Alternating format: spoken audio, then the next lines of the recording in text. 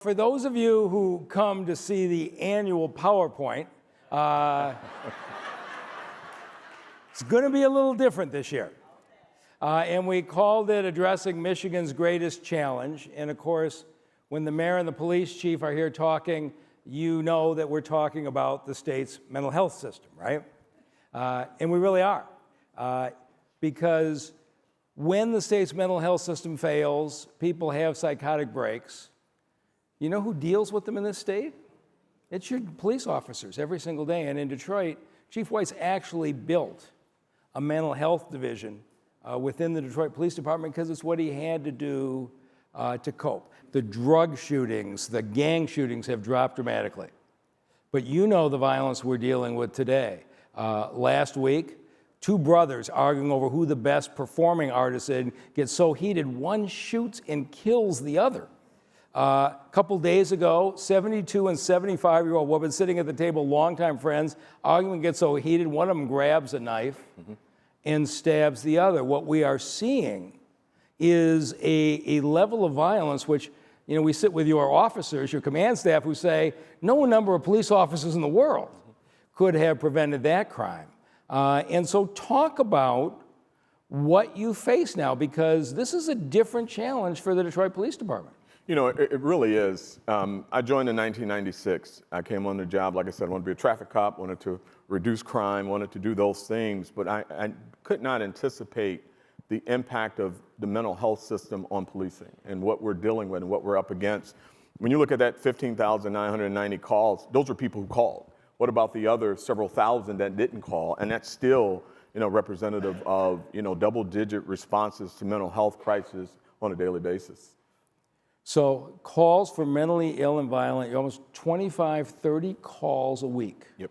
That somebody is mentally ill and violent, nearly always armed, that you are handling. And so let's talk about this. Is this Detroit, or as you talk to chiefs around the state, what are they saying? They're seeing an uptick. You know, nothing good came from COVID, but what COVID did tell us and show us is the impact on isolation and how it impacts a person's mental health.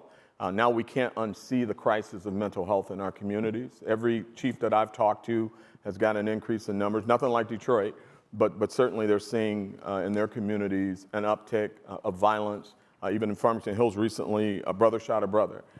We see it over and over again. We had, like you said, the two seniors that got into an argument, and the impulse decision-making and the inability to resolve conflict is resulting in homicides. So we're in a meeting with the chief's leadership, and a couple of his leadership folks are talking about these murders, violently mentally ill people, and say, you know, it's been like this since Lafayette Clinic was closed. The meeting ends, and you know, this is to me is an attitude of helplessness. The chief walks into the office with me. He says, they closed Lafayette Clinic 30 years ago. We need to stop talking like this is a new problem. He said, I want to start a mental health division within the Detroit Police Department. I want to stop complaining about the problem and recognize the fact that we are the front line. Will you support me on the funding to create something within DPD? And this was, I mean, I was just astonished. What police chief wakes up and says, I'm going to create a mental health department within a police department? But that was your plan. Talk about what you were thinking. Well, you know, we see it every day. And, you know, I say it often, you're not going to arrest your way out of crime. We know that there are things that impact decision-making. We know when someone shoots someone because of road rage. That's not something that you can talk someone out of. There's something going on.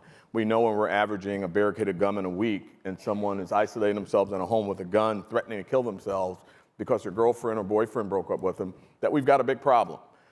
So we needed to look at ways that we could, A, safely handle these runs, and B, get the officers the training that they need, because we know we're losing officers. We've got officers that have been shot. We've got officers that have been killed by people who are in mental health crisis. And so this was just a pathway to do something different.